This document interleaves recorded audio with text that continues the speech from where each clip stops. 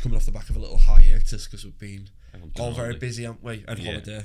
Well, I was just going to say we was busy, but you know. Have you done a few podcasts before? You're a pro, aren't you? Yeah. I won't say I'm a pro, but you know. We'll find out. I'm sure.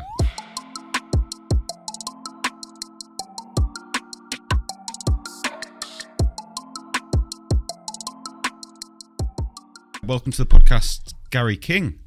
Welcome. Hi. Thanks for coming on board. Yeah, my pleasure. Do you want to just give us a quick synopsis of who you are and what you do? Yeah, sure. I run two businesses. The first one's called Tendo, and that largely works with high growth small business owners, helping them develop a business plan because most don't have a plan and therefore they're drifting, and then help them with business mentoring to deliver that plan. Okay. So that's the kind of core of what I do. And then I identified about 7 years ago a lot of small businesses investing heavily in tactical marketing that weren't necessarily delivering results. And what I realised that they didn't have a marketing plan that was telling them what tactics to use and when. So I set up a marketing consultancy called Think Smart. Excellent. And it's the same target market, but the idea is once a business owner's got their plan together and they're going in the right direction, often what then comes out is I'm not generating enough leads with the right type of clients. Yeah. How do I do that? So we go, right, you need a plan, a marketing plan. And that's at the kind of SME end of the market. Is that right? Typically, yeah. So typically the clients that we work with are about 500,000 turnover to about 4 or 5 million. Largely, We've got some larger. We've got 20 odd million turnover client in the marketing business. Okay. And we do work with some smaller businesses where it's more about attitude than turnover. But the sweet spot's 500,000 to 4 million typically. Okay, good stuff.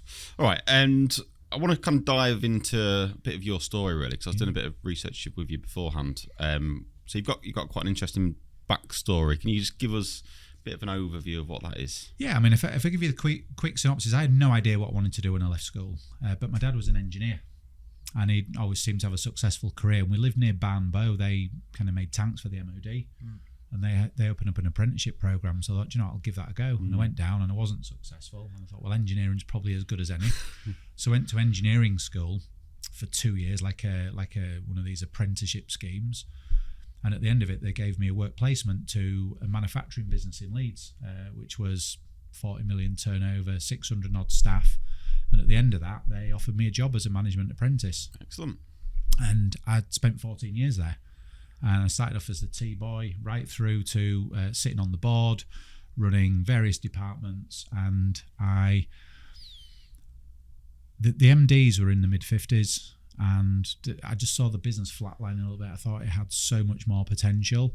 So I went to 3i. They were a private equity firm going back. I went to 3i and I put my mortgage on the line and they lent me some money.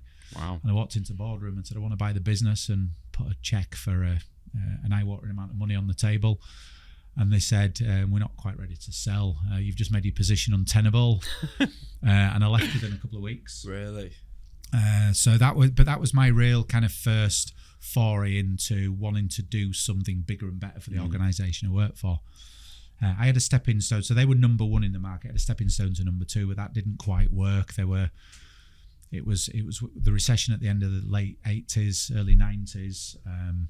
I was kind of quite expensive, and I was kind of last in, first out, ruffling too many feathers, even though that's the job they wanted me to do. So I then finished up working for a FTSE 100 PLC business called IMI. They'd been divested out of ICI in the war, so they were the metals division of ICI.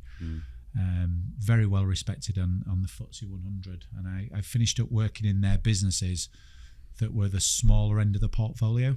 So the 3 million, 5 million, 10 million type businesses that were not important enough to compared to some of the big businesses they had. This was a 2 billion turnover business. They had 300, 400 million turnover businesses.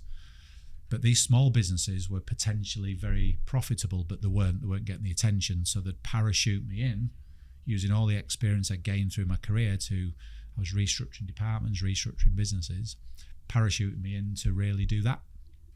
And what's your kind of domain expertise, I guess, within your career? Are you kind of a marketeer, or are you a finance guy, or you got good question? A bit of everything? I'm a sales guy first and foremost. I've got the qualifications. I've been to Cranfield Uni, and I've got the certificate. I've got all of those kind of things. But what I have done as a result of what I learned through the latter years at that manufacturing business where I wanted to acquire the business and I was running product development, customer service, marketing, I started to get a rounded business experience. And then when I went into the corporate business where they were saying, look, we've got a 5 million turnover business here that's losing £1 million a year, can we parachute you in just to get it sorted? So then you've got to turn your hand to manufacturing, procurement. So I've almost become well-rounded. But if you was going to pin my hat on anything, it would be sales and marketing. Okay. All right. Sorry, I interrupted you. No. So I finished up going into those businesses that were either losing money or they weren't making enough money. And of course, the first thing you do is you sort out a strategy, a plan. Then you sort the team out to make sure you've got a team in place to be able to deliver that plan. You then sort the finances out to understand how you're going to get from the financial position you're in to the financial position you want to be in. And that could take anywhere between 3 months and 18 months, depending on the state of the business. At that point, somebody else needs to come in and run the next leg of the relay. So we've got the plan, we've got the finances in place, we've got the team in place. That's my restructuring job done. Usually at that point, it's profitable. Somebody else would then come in to run the second leg of the relay to take it on to the next level. And I would then get parachuted into the next business. And I essentially, bar a few other roles, I was kind of sales director, key account director, did one or two other things. That's largely what I was doing for the majority of the 9 years I was there. Okay. And then after that, what point did you go? So basically 2010. So I'd worked for this business for 9 years, and in that 9 years we had 6 changes of who I was reporting into. And in the corporate world, it's a numbers game, isn't it? If you don't hit your numbers quarter on quarter, they just bring somebody else in that promises they can deliver the numbers. And every time a new boss came in, I had to reprove myself, I had to reset all the switches, and I just got bored of it. And this one guy came in, I was running this very successful business unit. We turned it around from, 8 million turnover, losing $1 million, to 12.5, 13 million, making $1 million. So a pretty good turnaround in fortunes within a couple of years. And the new guy came in and he just said, look, I'm thinking of restructuring. I'm not sure your role's right for this organisation. And I said, make me an offer I can't refuse. And a bit of to and fro. 2 weeks later, I left the business with an envelope in my back pocket and I never looked back. Wow. And that was September. So it's September tomorrow, obviously. That's September 2010. So 13 years, pretty much. Okay. Bar a couple of weeks. And at that point, you thought, I'm going to paddle my own canoe at this point. Well, I guess what I'd been working for other people for 24 years. And whereas I'd learnt a hell of a lot and I had a lot of respect for the people I'd worked for, I always had this kind of, I wasn't in control of my own destiny. My dad was a serial entrepreneur. Was he the most successful serial entrepreneur? Probably not. So it's at that point I'm thinking, can I be in charge of my own destiny? Do I want to be reporting into other people and making decisions that I often didn't agree with, that I had to kind of go with? And if you remember 2010, we were also in a recession. So I seem to have kind of bounced from recession to this. So in 2010, I'm thinking, do I set up a business to help other small businesses that are struggling? And everybody said, you must be nuts setting up a consulting business in the middle of a recession. My view was, when's the best time to set up a consulting business? When people need it. Now, it came about by chance, to be fair. So we'd had a conversation with a competitor that were based in Italy that wanted to get into the UK market. We had some gaps in our portfolio. So we'd had a conversation with this competitor to supply those products that we could then brand our name to supply those to the market. And that saved us tens of thousands of pounds on product development, saved us months and months of product development. And I put this white paper to the board and they said, no, we don't really want to collaborate with a competitor. And that's fine, that's your decision. But I was connected to this guy on social media. So I'd left on the Friday. I'm sat there on Facebook, minding my own business on the Sunday night, and this guy messages me, hey Gary, how you doing? I'm great, how are you? He says, oh, how's work? I went, well, I ain't kind of got any. He says, what do you mean? I said, well, I've left. I went, what are you doing now in terms of work? I said, well, I've got a few options. I'm not really certain what I want to do. And he said, well, we still want to get into the UK market. He said, you know the customers, you're on the patch, you know the products, you know the market. Would you represent us potentially in the UK? I'd like to fly you over to Italy next week, all expenses paid, and see if we can chat about working together. So I'm thinking first week, well, he's going to fly me out to Italy for 5 days, all expenses paid. Get me a ticket booked. Fast forward 5 days, I'm sat at this beachside bar in Rimini in Italy, kind of just being wined and dined. And he said, look, I want you to work for us on the patch. And we agreed a retainer. Said, I just want you to do a handful of days a month, and sent me packing with a brochure and a business card and an email address. So would you say that was the early seeds of what you'd gone to do? That was the first one. So that was literally that first week. I left on the 10th of September. That was the week after. My business was registered on the 22nd. It literally happened that quick. Don't mess about, do you? No. Even this thing of like walking into the board with a check and just being like, I'm buying it. I like it. That's amazing. It's like a go-getter attitude. What's the point? To say life's too short. Actually, life isn't too short. It's the longest thing you'll ever experience. So for me, it's not the amount of days in your life; it's the amount of life in your days. Yeah. I like that. Yeah. So when somebody gives you an opportunity, I thought, do you know what? What's the worst that can happen? Give it a go. It fails. I'm no worse off than I was yesterday. So I signed this deal with him. Comes back to the UK. Yeah. I'm thinking, right, okay, there's a business opportunity for me. And did that steer what you did for the rest of, or for the beginning of your consulting career? Did you have a path that you were going to go down, or did that steer? No, I didn't. The path just opened up, and it changed. And this is something I advocate with clients. So I was doing interim sales. So if you can imagine, you're running a small business.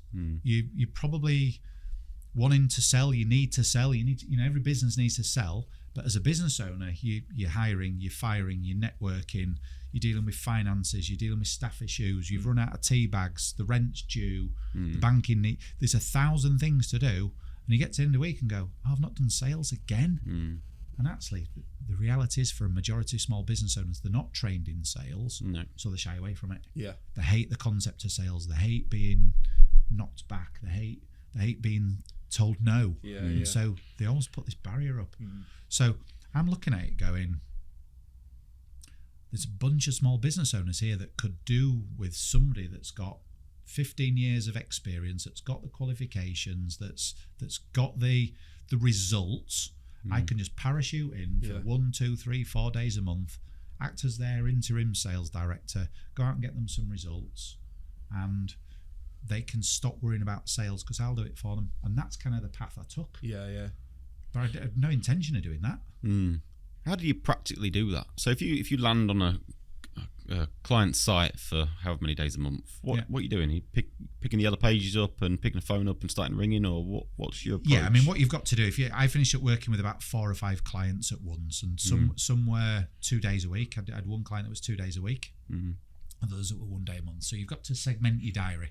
The challenge you've got with that is, let's say I ring a potential prospect on a Monday, because I'm only doing Mondays with this client. Yeah. And the guy says, look, I can't take your call today, but I'm desperate to speak to you. Can you ring me tomorrow? I'm thinking, well, no, I'm working for this other company tomorrow. I can ring you next Monday because I've got... So you finish up having to be really flexible with your diary. Yeah. But essentially, part of the fact-finding mission, and this is almost the first step into the strategy piece, the reason that most of those business owners weren't selling is because they weren't finding the time to get to the top of the list of priorities. The second reason they weren't selling is they had no bloody clue how to sell. So they were selling the wrong things at the wrong time to wrong people at the wrong price. So my first part of it was to say, right, okay, I can go and sell this widget for you. Who's your target client? And we spent time with them really understanding what that avatar or that ideal client type is. Who's your avatar? Where do they hang out? Are they online? Do they go networking? How old are they? How qualified? All of those questions. Most of the time, they're looking at me with a blank look. Because they just don't even know themselves. They've never thought about it. Because they've scattergunned. What they've done is they've gone, we've got a great product. I'm just going to fire this out to everybody and see what sticks. And then, of course, nothing does stick because it's too diluted, and that's why sales isn't working for them. So they go, I'm not very good at sales. Well, they are. They're just not very good at selling to everybody that isn't interested.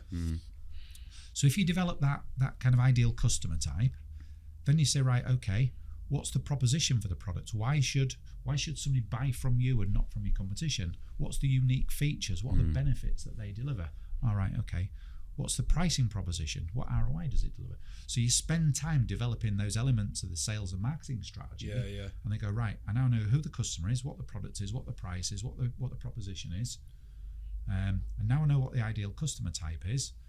It's then a LinkedIn exercise, or it's not quite Yellow Pages, but obviously the modern day version. if I'm selling one of the products that we had was a really innovative grill that goes in restaurants, but we're using technology from the space shuttle that basically vaporized the fat. So the fat got vaporized to go back into the meat to make it tender, but because it vaporized the fat, it didn't need cleaning, it didn't need training. So there's a whole host of benefits there from a health and safety point of view and a training point of view. But he was selling that into gastropubs that were prepared to pay a premium for this kind of product. So, of course, it's not beyond the wit of man to go into Google and say, give me a list of all gastropubs in West Yorkshire or in Gloucestershire. And then, you start at Aardvark and work your way down to Zodiac. And you're either on email or you pick the phone up or you're on LinkedIn and you're going, right, I've got this great product. Can I come in and chat to you? And is your goal to sort of provide them with the tools and upskill them so eventually they're doing it themselves and you're kind of... Great question. Ultimately, in that scenario, I want them to be self-sufficient because I'm only a temporary measure. If I can teach them, these are the fundamentals that you need in terms of the sales strategy, avatar, proposition, and then we can start to generate some leads for them. We can then say, right, you've now got all the tools that will enable you to sell. And therefore, it becomes easier because you can now sell. Hi guys, just jumping in, I want to talk about one of the services we offer, which is robotic process automation, also known as RPA. That is software that replicates human behavior. So if you've got people downloading spreadsheets, attaching them to emails, going on portals, downloading information, moving data around, all that stuff is perfect for a robot. So if that's interesting, get in touch, let's have a chat, let's see if we can help. Enough from me, back to the conversation.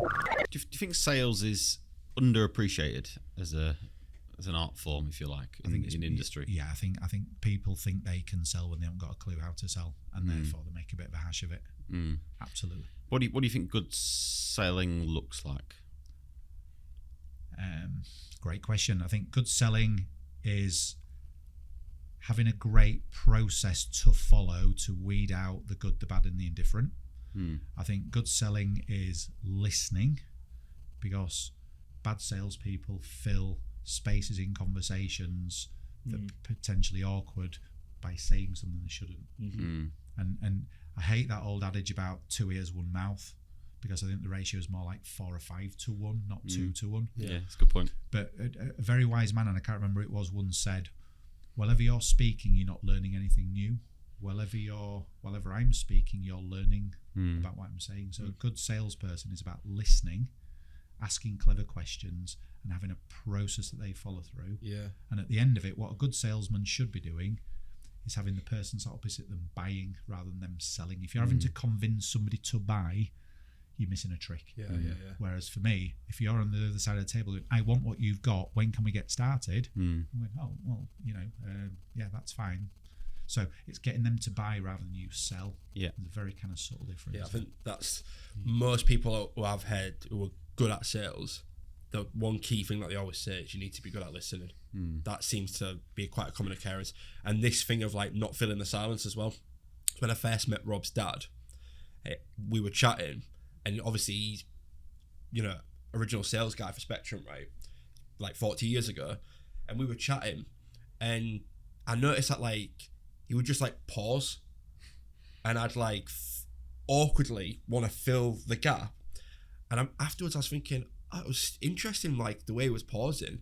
And I was chatting to someone who was like, yeah, but he's a sales guy, isn't he? So it's like it's natural for him to just kind of be comfortable in that silence.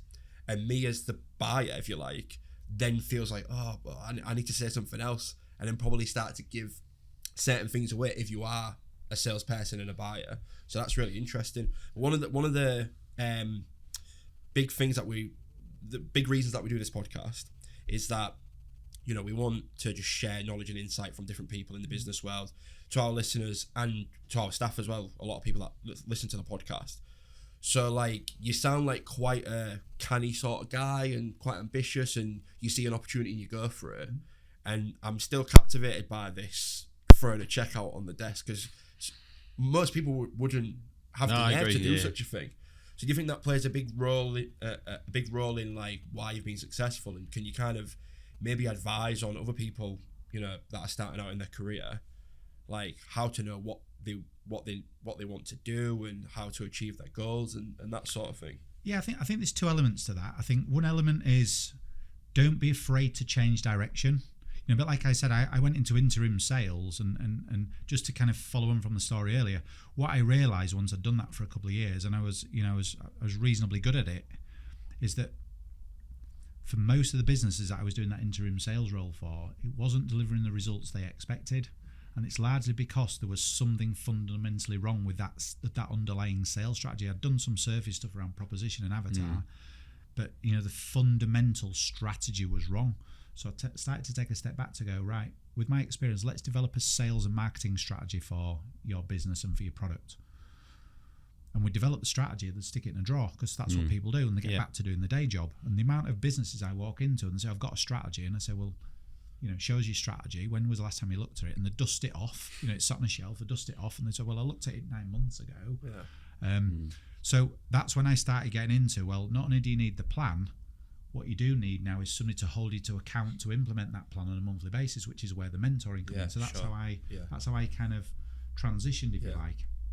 That's like your selling point. Yeah. So don't be afraid to go from interim sales into business strategy and business mentoring, because the path just takes you there.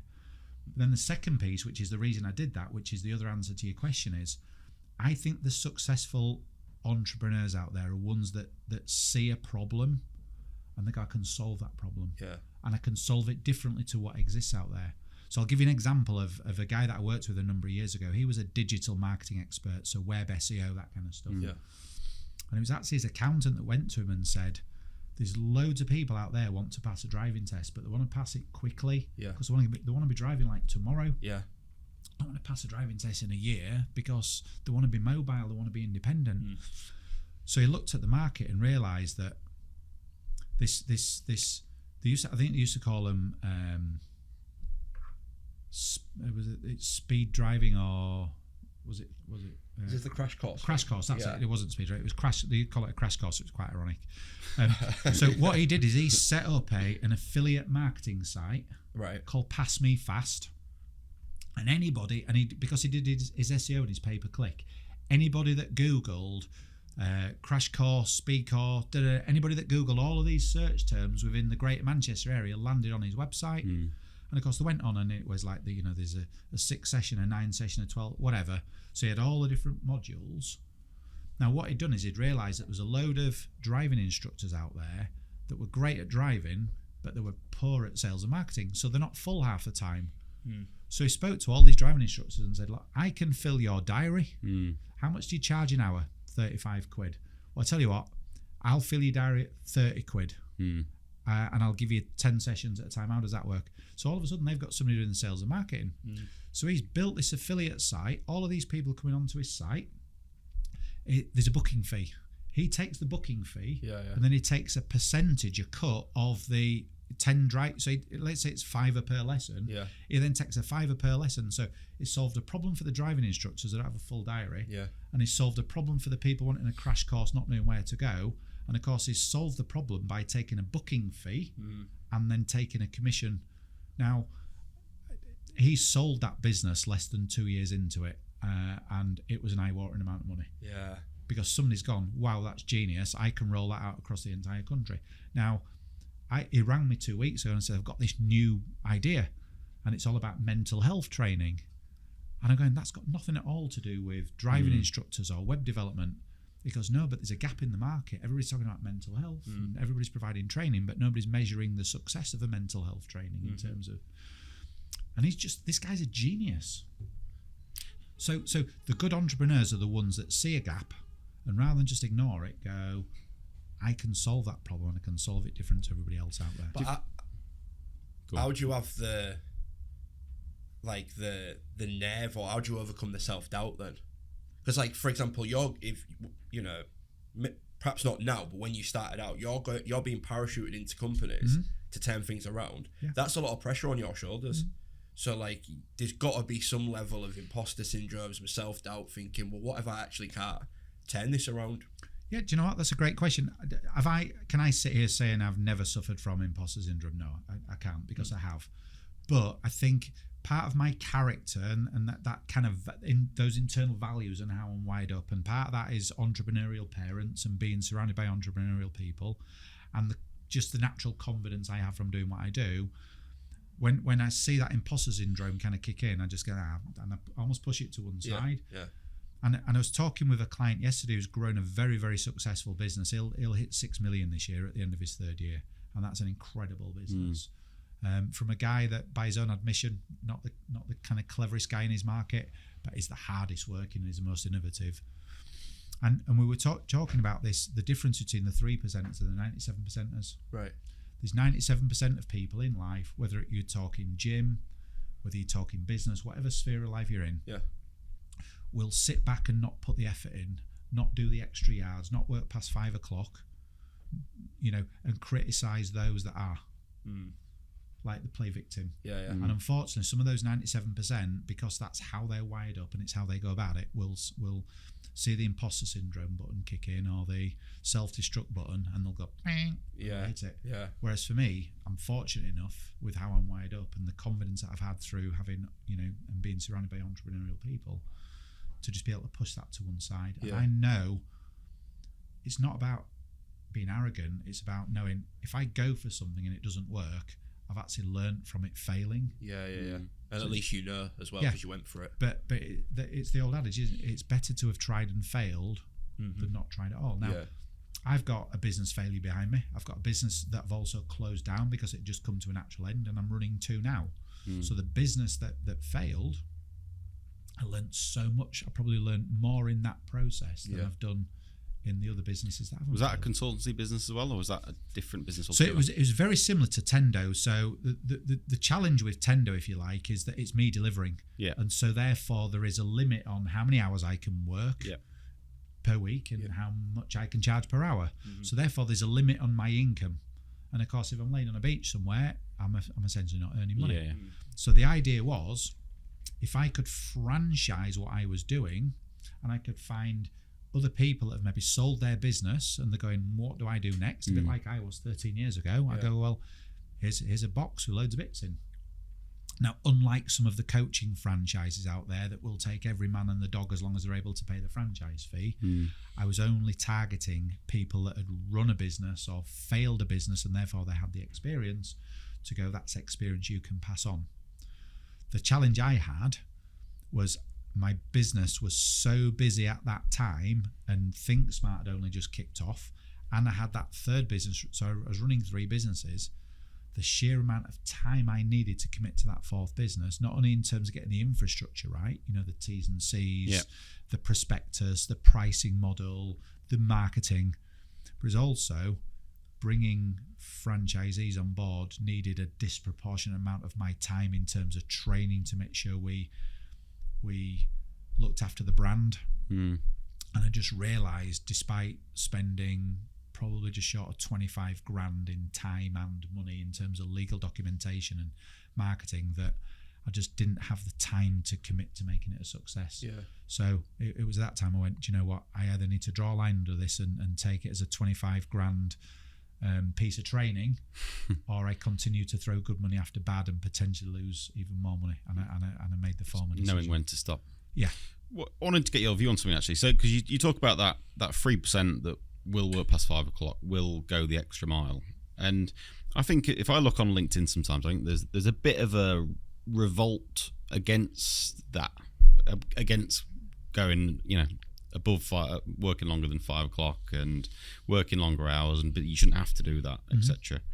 Where do you sit on that? Because there is a school of thought around that, maintaining work-life balance, but there is a school of thought that if you want to get ahead, you need to be ahead of other people and work hard on other people. Yeah, great question again. I sit on both sides of the. I get the whole you shouldn't have to work well 5 o'clock. Now, obviously, an employee is different to a business owner. An employee shouldn't have to work past 5 o'clock. Now, having said that, the client I've been with this morning, they're a heavily sales-driven organisation, and their bonus structure was one that capped their bonus. So when everybody hit bonus, everybody down tools and went home, and that's fine. So what he's done is he's replaced that existing bonus structure with an uncapped bonus structure and said, you want to go home at 5 o'clock? You crack on. I've got no problems at all if you want to go home at 5 o'clock. However, if you want to treble your salary this month, you've got an opportunity to earn more money. You decide how you want to do that. So from an employee point of view, I think we should be advocating people not working any more hours than the contracted from a lifestyle point of view, and that's old school, that whole work while 7, 8 at night, whatever. However, some people will do that, because I think those people that will do that are ultimately the ones that will earn the more commission, that will be first place when promotions are up, that will maybe ultimately leave and run their own business. Those 3%ers will not go home at 5 o'clock. Now, when I'm talking about me working with business owners, I'm a massive advocate of not working longer hours than you want to. But there's a difference between doing it because you have to and doing it because you choose to. So the guy I was with yesterday, where we're chatting about 3%, 97%, he's made a decision 3 years ago when he started that business that he's going to commit 3 to 5 years of his life working a lot of hours and making a lot of compromises and sacrifices to build a successful business that gives him and his future, him and his family, a future. Now, it was working this weekend. Now, I've been away this weekend. I was at the Dutch Grand Prix. Nice. He was meant to be coming with us. And on the eve of us flying on Thursday, he rang me up and said, I can't justify taking time off work. It's going to send the wrong message to my team. It's the busiest time of the year. I'm sorry, I'm going to have to not go. And whereas I was disappointed he wasn't going, from a mentor-mentee point of view, I absolutely understood his criteria, because he said, I've got to lead by example. Now, he will work the hours needed. He was texting me on Sunday going, here I am in work, doing my emails, blah, blah, blah, while we're sat at the racetrack waiting for the race to start. So, there's a little bit of banter on it, but he said, I need to do what I need to do. But in a year, 2, 3 years' time, I'm going to be free from that, because somebody's going to make me an offer I can't refuse. I'm not going to have to worry about it. So I think with an entrepreneur, sometimes you need to work the hours that you need to work, but it's about creating choice and freedom. If you're having to work every night, every bank holiday, every weekend, and miss time with your kids, your family, whatever, and you have to do that, you're building the wrong business. It's good. However, you asked me earlier about travel. I've been abroad 6 times this year. And every time, so I've just been to Cyprus for 10 days. I went with an empty inbox. I came back with an empty inbox because my team just manage everything. So I'm fortunate enough I'm in a position where I can do that because I've got the team in place. So I don't have to worry about emails and dealing with things because my team deal with them. So I can relax. And for the business owners that you work with, how important, before you arrive, how important is succession planning and building a team around them that they can kind of hand work over to? Is that top of the priority, or is it not until you get there? It's not. It's often not top of their priority, and the reason it's often not top of their priority, they know that they need to do that, but they can't afford to do that. Most of those small business owners, because they're not selling, going back to the point earlier, they're not selling, they're not great at selling, they shy away from selling. They're often not good at pricing, so when they do sell, they're often not selling it at the price they want. They're not retaining clients because the processes don't look after those clients, so clients come and go. So what you've got is a scenario where you've got what I call a technician business owner. So they're doing what they're trained in. So they're a photographer. They're building a photography business. They're a web designer trained, and they're building a web business. So they're very good technicians, but they're not very good salespeople. And of course, what you've got to do is you've got to build. You need an office. You need people, systems, software, subscriptions. All those come at a cost. So what tends to happen with the majority of those business owners is they're not generating enough profit each month to be able to invest in that succession plan, to hire that killer salesperson, to hire that next web developer. So they're in this constant trap of knowing they need the person that will take time off their diary to free them up so they can not work weekends, but they can't afford that person because they're not selling and retaining. So it becomes this vicious circle. And you break that circle by getting ahead in terms of sales. And so my job when I go in there is just again spend a lot of time listening and pare back and go, right, where are the bottlenecks? Where are the frustrations? So a bit like, and again, I get this from prospective clients. So you're talking earlier about listening. I will have an hour's meeting with a prospective client, and I'll ask them a couple of clever questions at the beginning, and I'll sit back and say, right, just chat away.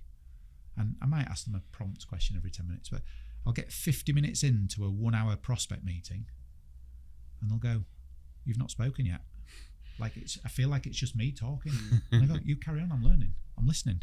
But what they've done in 50 minutes is they've shared with me all the problems, all the frustrations, how they're manifesting themselves, where it's broken. It's really like it's just that fresh eyes thing, isn't it? Because probably a lot of the things that you tell them to do, they'll be like, oh yeah, it's like so obvious that when you say that, but what do you say at the coal face? They're in the thick of it, and it's kind of difficult to really see what mistakes that you might be making. But as a marketer, you said marketeer earlier. Oh, sorry, I know. I'm always in just trouble. an X-ray. You are? It's just an X-ray. Yeah, I don't like it, mate. There's enough easy. As a marketer, I'm interested to get into the sort of marketing aspect of what you do. So like, because I think for like nowadays, marketing, it's quite trendy actually. And a lot of people, they want to work in marketing. A lot of companies want to do marketing, especially like in a space like LinkedIn, where it's very personal brand and everyone's trying to show off what they do and how they do it, as opposed to back in the day where it was pretty much like you've got a nice logo, you've got a nice little leaflets and brochures, and that sort of thing. Cake decorating. Yeah. Cake decorating. Yeah. That's cool. So tell me how you approach marketing with a client, and like how, you know, what would be like the go-to, like, right, these are the things that a lot of people are not doing right and they're missing. You know, can you sort of unpack that a little bit? Yeah, well, I think there's an irony here. You know, I work with a number of marketing agencies, a number of web agencies. It's one of the kind of core sectors I work with. And the irony is that when I go to a marketing agency and go, tell me why I should buy from you and not these other marketing agents. So I'm in Leeds. There's what is it, 4,500 you know, kind of web and marketing businesses in Leeds. So I go to, why should I, as a customer, why should I buy from you and none of these other 4,500? What's your proposition? What's your unique selling point? And then mumble for 15 minutes. And I go, there's an irony that you can articulate your proposition when your sole job is to help your clients articulate their proposition. Yeah. And so it's I don't know, is it disingenuous? I don't know. So for me, I think you know, you mentioned there's so many marketers. It's become trendy. It's become faddy. I appreciate using the correct term. I did think before. For a second. I did just to make sure I get it right. His audience. Well, it depends who I'm addressing. Right? But you know, every man and the dog's a branding expert. Every man and the dog's a social media expert. There's so many AI experts now. You know, I think I saw a link yesterday how I made my first $1 million using AI, and I just bullshit. It's just so everybody jumps on the bandwagon. What happens is these people come and go because actually they don't have the core credibility and capability. Marketing's really simple to me. Now, I'm not a marketeer, but I market my business and I work with my clients to market their business using what I've learned. Now, in the marketing business, Claire, who I work with, my business partner, she's a fellow of the Chartered Institute. She's forgotten more about marketing than most will care. So when they need pure 101 marketing, we wheel Claire in and she does an amazing job. She's fantastic. There's what Claire would call a number of superheroes in marketing. We call them superheroes. So the first one is awareness. How do you make people that don't know that you exist know that you exist? How do you raise awareness of your business, your brand, yourself? Once you've raised that, now that can be, it differs for every business, doesn't it? Yeah. Is it networking? Is it on LinkedIn? Is it doing a podcast? You know, there will be people downloading this that have never heard of me. So why am I sat here? Because my core purpose when I started the business was to help small business owners make better decisions. And if one person downloads this and listens to this and makes a different decision tomorrow, I've ticked my purpose. Yeah. But of course, there's going to be people listening to this that go, I've never heard of Gary King. I've never heard of Tendo. Yeah. So it's raising awareness, right? So do what you say you're going to do what, you know, practice what you preach kind of thing. Yeah. So raise awareness.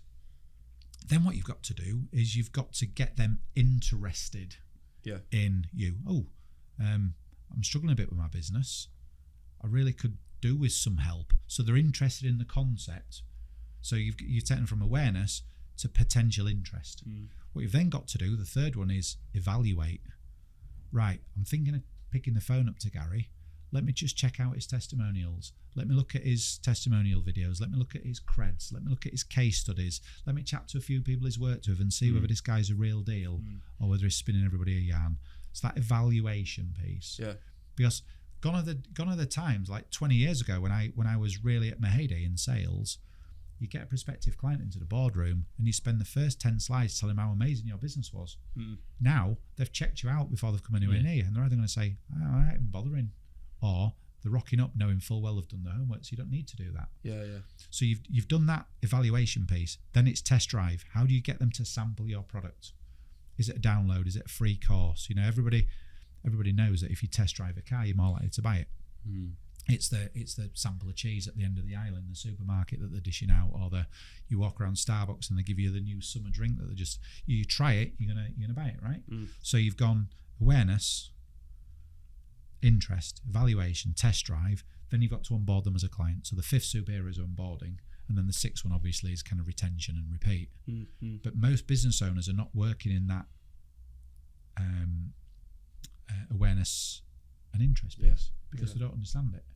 So they're not spending time connecting with people on LinkedIn, engaging with people, commenting on other people's posts.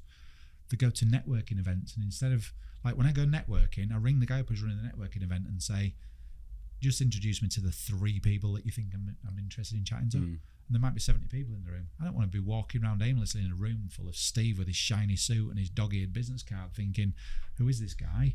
I want to make an absolute beeline to the 3 people I've been told I need to chat to. And I go in, I chat to those 3 people, exchange details, and I'm out of there. And there's 6, 7 people I've never spoken to. Great tip. I like that. Efficient. Efficient use of time. How do you find LinkedIn as a sales tool? Because I'll leave this podcast and I'll go back to my desk and I'll probably have 2 or 3 sales messages sat in my LinkedIn inbox. So how do you cut through that kind of noise? Look, I get 10 DMs a day with people trying to sell me stuff, and sometimes it's hi Gary, sometimes it's hi ... because I've had to change my name to ... Gary, so I know that when AI picks my name up, it goes hi ... Gary, so I know that's AI. So I just delete those. I don't even, I used to respond to them and say, you're obviously not very good at sales, you need help with your sales strategy, let's book a discovery call. I used to get all arsey with me. Flip the script. Well, of course you do, right? And then I got fed up with it because it was just like the cat toying with a, with the mouse, with a mouse. So I just delete those now. LinkedIn, if used correctly, is an incredible, powerful tool to raise awareness of your brand and to generate interest. And I get 15 to 20% of my business from LinkedIn. And what I get, so the guy that I was with yesterday has grown a 6 million turnover business in 3 years, which is incredible. I got a message from him 18 months ago. Right. Wasn't even connected to him. Hi, Gary. I've been following you for about 3 or 4 months. I've consumed all your content. It's like you're in my front room talking to me about my problems. Now, I kind of drink coffee like it's going out of fashion. I'm up there. Like, my accountant every month tells me, Gary, you've spent 350 quid this month in Starbucks. 350 quid. Now, that doesn't include Nero and Costa and all that. Right, like, I drink coffee. He said, I know you drink a lot of coffee. I don't do hot drinks. Let's have a cold drink together and chat about how you can work for the business. He'd never even connected with me. I didn't even know this guy existed. But he's been consuming my content. The problem is people don't put content out often enough. They're putting out, I'll post on a Friday. I post twice a day every day. And some people go, well, that's a lot of content, Gary. I'm sick of seeing your content. Well, all right, you're not the right client for me. But how do I know that somebody that logs on at 7 a.m., if I put a piece of content out at 5 p.m., they're not going to see it. So if I put some out in the morning and an afternoon, there's a higher chance they're going to see it. If I post 5 days a week, there's a higher chance they're going to see it. So as a tool to raise awareness and build your brand and connect with your audience, there's none better. The problem is, however, not to be vanilla. Now, if I push out the same turgid content that every other coach and mentor in the country pushes out, guess what? I'm not going to stand out. Don't stand out, totally. And, whether it's a marketing agency or a branding agency or a social media, all I see is the same messages with the same pictures, spouting the same call to actions, and nothing stands out. Now, I'm a bit left field. I'll say to somebody, your baby's ugly. That's not a very good approach. You shouldn't be doing it that way. I put a post out in the middle of lockdown called COVID didn't kill your business, you did. Nice. You would think I'd stolen somebody's baby. I got a backlash and a half. I got people saying all sorts of nasty things, both on the post and in my DMs. I got people saying, we'll never work with you. I go, great, thank you for filtering yourself out of my funnel. And then got people going, actually I get your point that it's a lack of a plan why my business has failed. Nothing to do with COVID. COVID's just the thing that's got in the way. I do need a plan. Actually, I came out of COVID in a lot better position in terms of the types of clients I was working with, because that single piece of content resonated with the target audience, and it filtered out all of those that it didn't resonate with.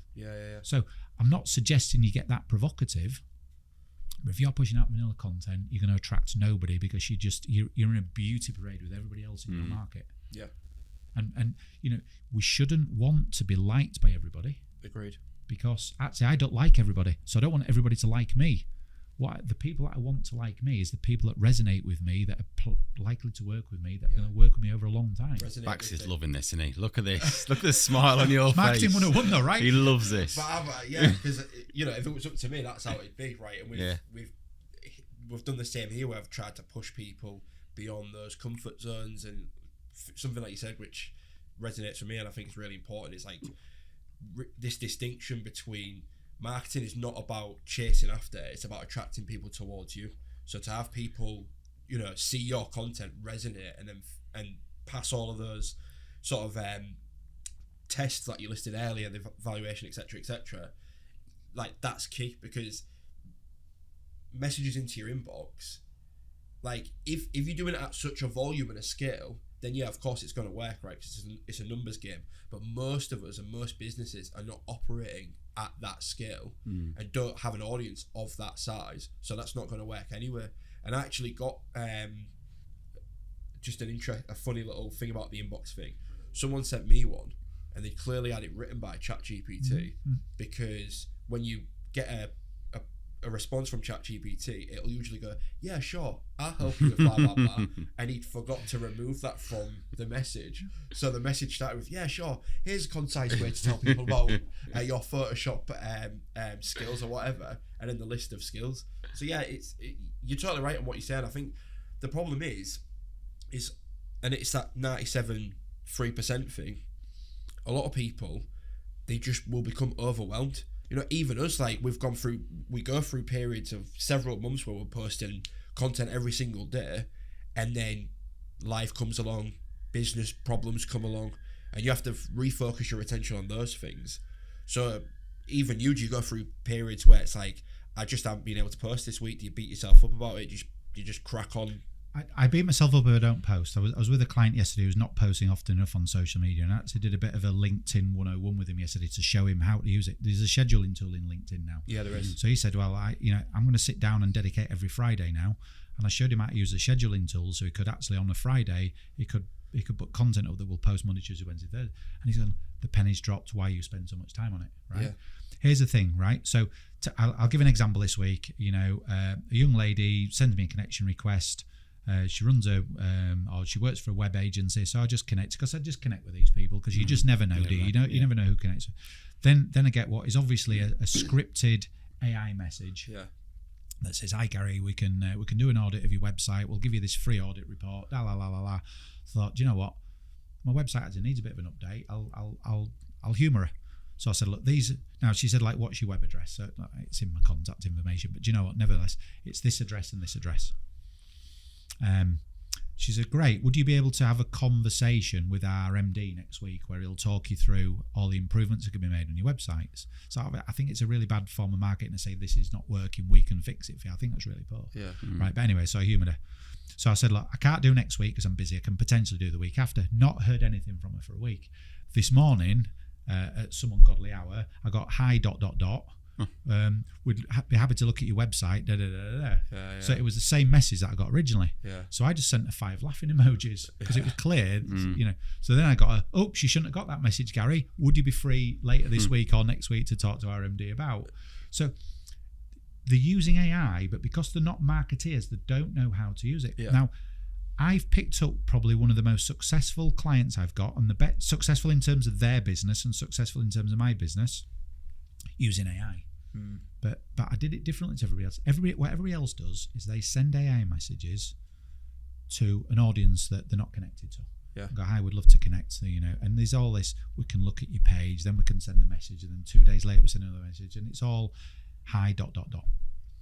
I went, no, that's not the way to do it. At that time, I had 12,000 LinkedIn connections. Now, I don't speak to those 12,000 most of the time. So I hooked it up to an AI tool, and I simply said, hi, whoever the name is, Sean. Hi, Sean. I'm really sorry. So I started by apologising, so they almost feel indebted, right? So it's a choice of language. If I'm starting with I'm sorry, they go, oh, don't worry about it. Like, you don't need to. So you're almost building like an empathy. And I'm really sorry I've not been in touch for a while. Yeah. How are things going at your end? Just simple as that. And I said, right, send it out to so you can set your avatar, can't you? And you can upload that into the AI tool and say, send it to everybody in my 12,000 that meet that criteria. Yeah.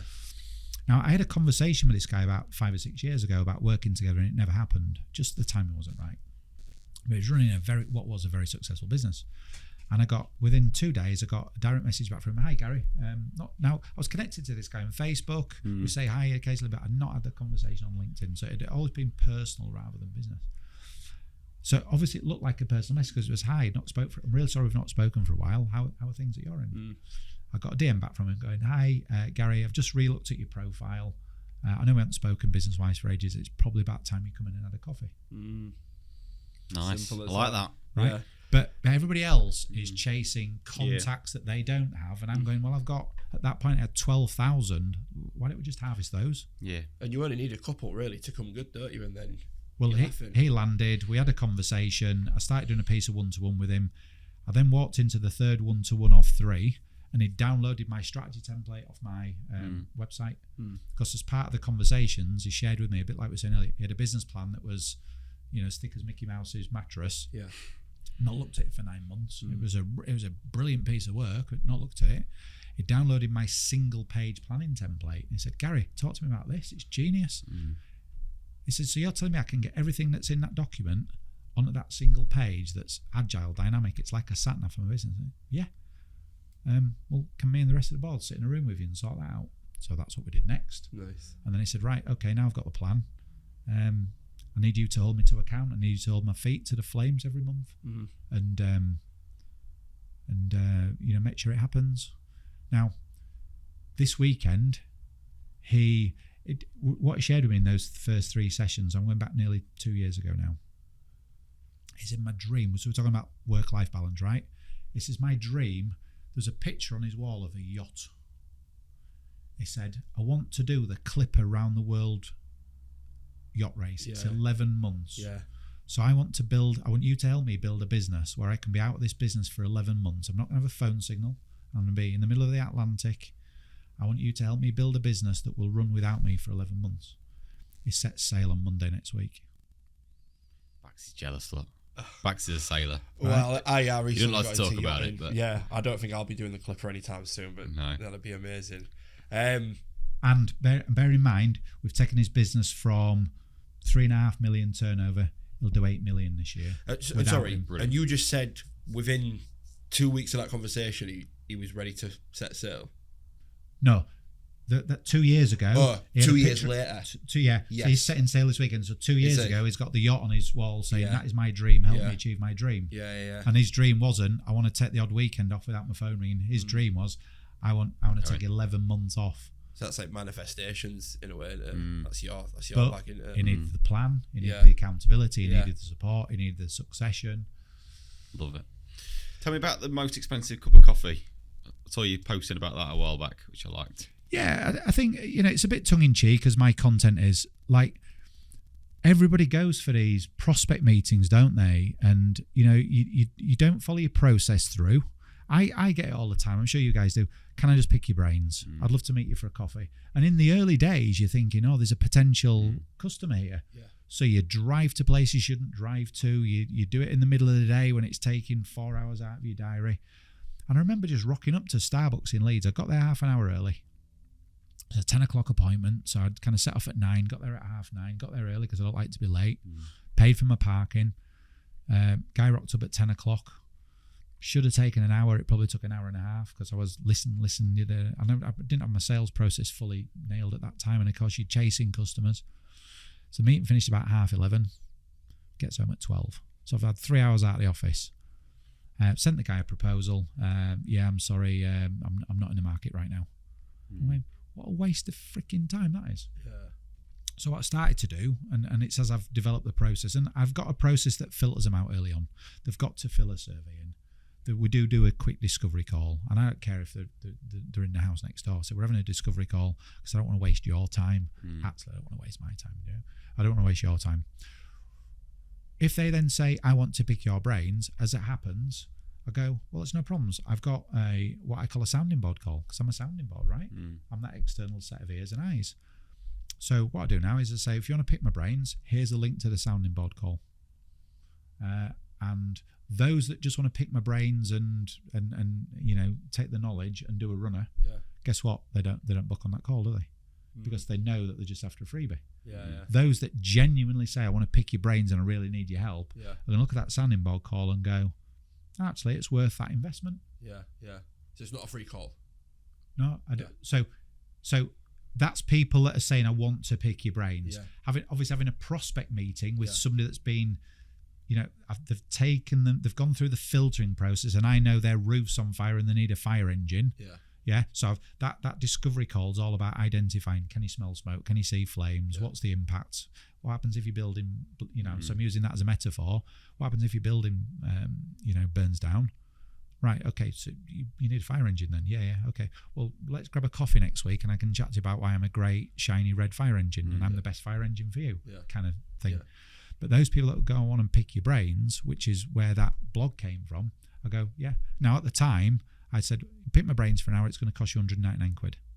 And I'll buy the coffee. So it was saying, it's a coffee, but it's 199 quid. And actually, I got people going, well, actually, I'll value your time for an hour. I'll pay the 199 quid. I think that's fair. And you've got 30 years experience that you can harvest, or albeit for an hour, for 199 quid. It's good value. But if we sat here silent for an hour, it would be really awkward. It's a long time. So can I not impart 2 or 3 or 4 bits of wisdom in an hour by asking them some clever questions and listening that's going to give them more than that value? And actually, one of the things that I hope differentiates me from my competition is 45,000 coaches, consultants and mentors in the UK. I think they're breeding somewhere in a corner of a room. Not helped by franchises, to be fair, but every man and the dog wants to get into, because it's the latest fad, right? I'll become a business coach. And it doesn't matter whether somebody's paying me 10 grand a year, whether they're paying me $1,000 a year, or whether they're booking. I don't think I've just put that sounding board call up to 300 quid.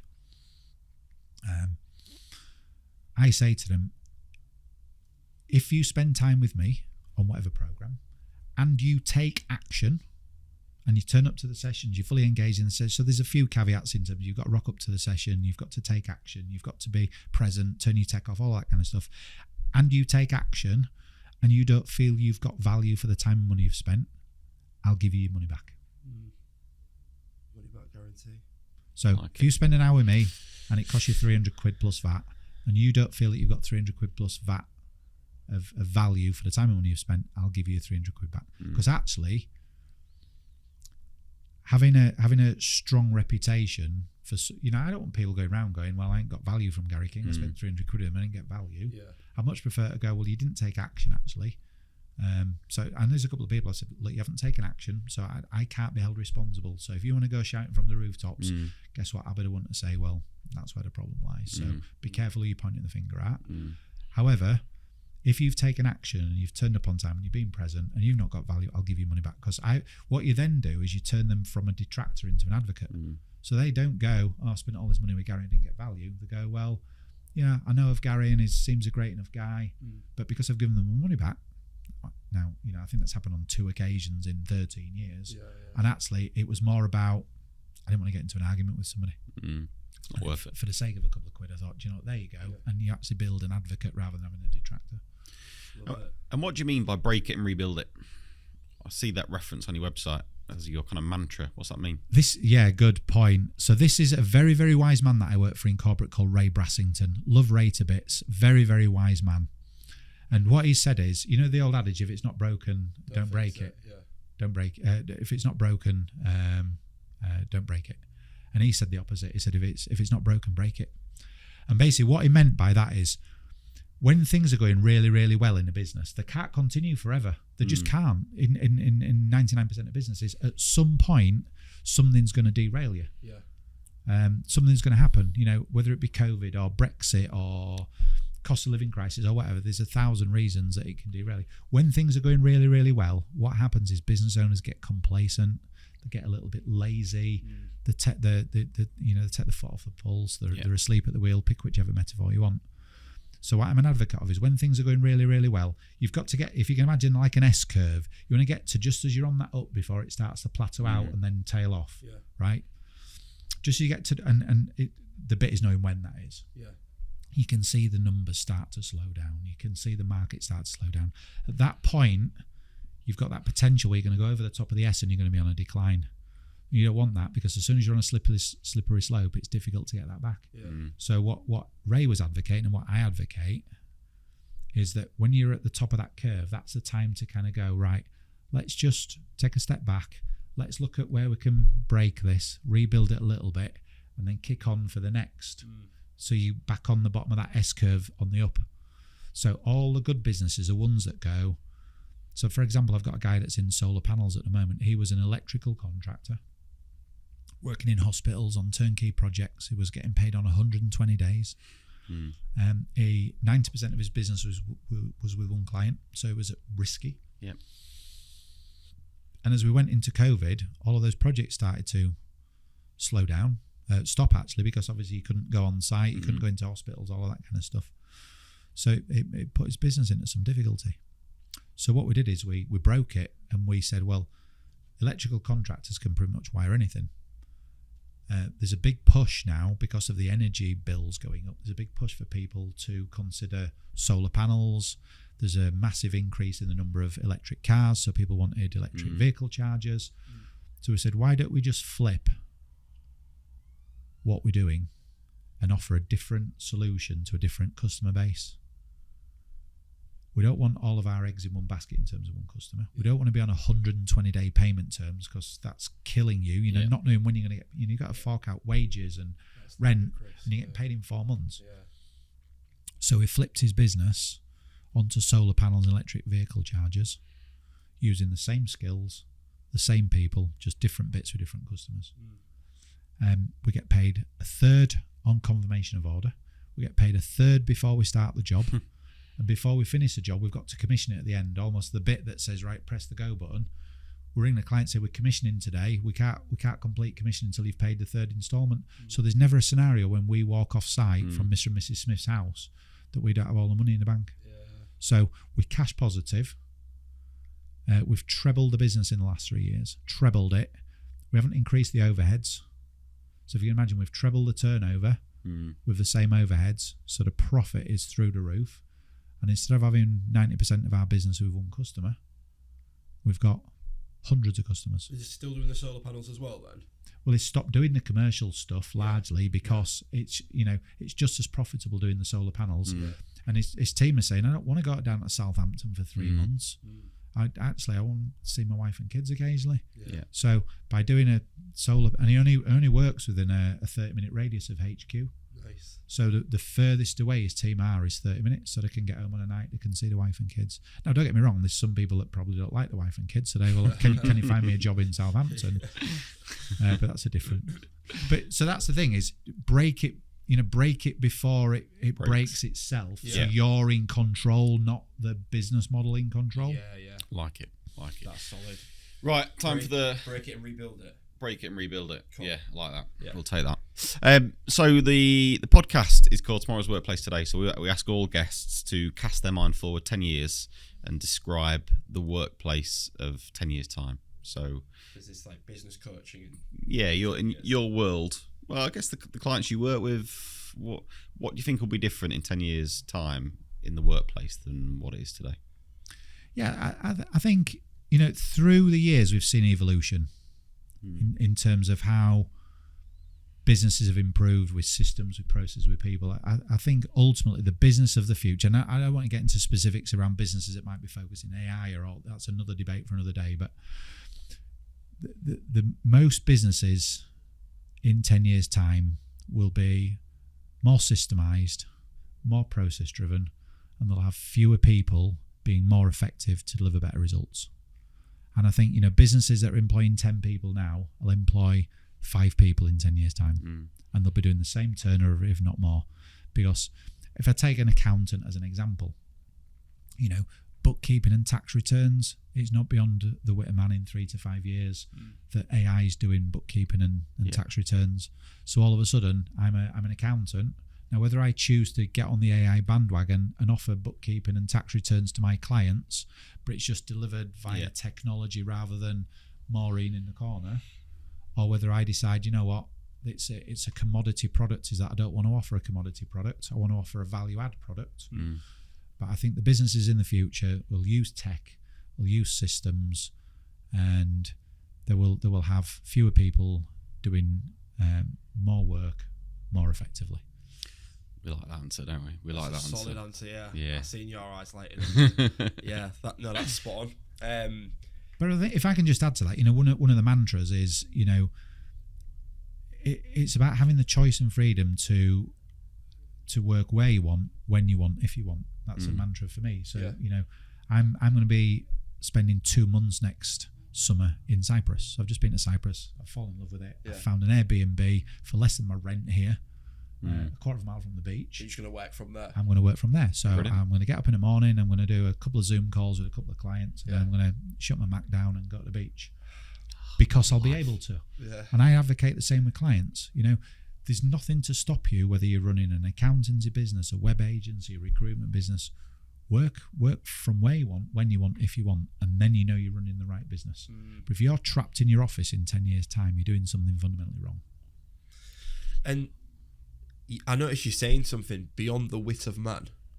I've not heard this. No.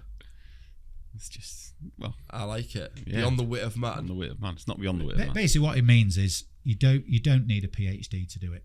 Right. Okay. You just need a modicum of intelligence. Yeah. And to use your bit earlier, that little bit of gumption and fire in your belly to see it through. Whereas a lot of people go, do you know what? I can see the imposter syndrome kicking in. I can see the self-doubt. Yeah. So most people won't go for it because Yeah. they want to stay in the comfort zone. Yeah, totally. And whether you're an employee or people want to stay in the comfort zone because it's comfortable, right? But we've got to get uncomfortable being uncomfortable. But those that get uncomfortable being uncomfortable are those 3%, like some of the examples I've used today. The guy selling his business, the guy going on a boat, the guy, that's got the great turnover. Those people that want to put themselves out of the comfort zone and take calculated risks, are the ones that will get results. The guy that's going to Cyprus for 2 months as well. This is what you get for doing it. I love it. All right. Gary, I could sit here and talk to you all day, but you're a busy man. So thank you very much for coming on. It's been a real pleasure to have you. No, thank you. Absolutely. Yeah. My pleasure. Agreed. And also, can we just say the mic skill was on point. He's done this before. And yeah. He knows just literally even better than me. King's speech. Yeah. Yeah. Proper King's speech. Brilliant. Yeah, spot on. Really good. Thank you for that. Oh, my pleasure. Yeah.